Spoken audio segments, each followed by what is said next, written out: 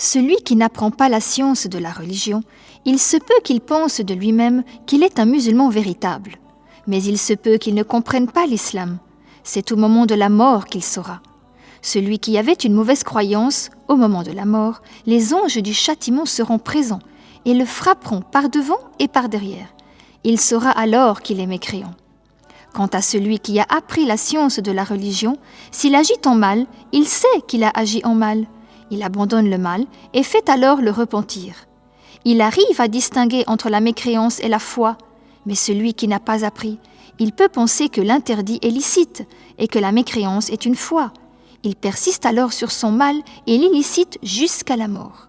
Il meurt alors sur cet état et ne saura qu'il est mécréant qu'au moment de la mort. En effet, les anges lui parlent et les gens qui sont autour de lui ne les entendent pas. Ils lui disent « Toi, tu vas en enfer, tu es l'ennemi de Allah ». Il sait alors qu'il est mécréant. Quant au croyant pieux, quelles que soient les douleurs qu'il ressent, les anges lui annoncent la bonne nouvelle. Ils lui passent le salam. Ils lui disent « Tu es un wali, un saint de Allah ». Il se réjouira. Il saura qu'il n'aura pas de châtiment à subir, ni dans la tombe, ni dans l'au-delà.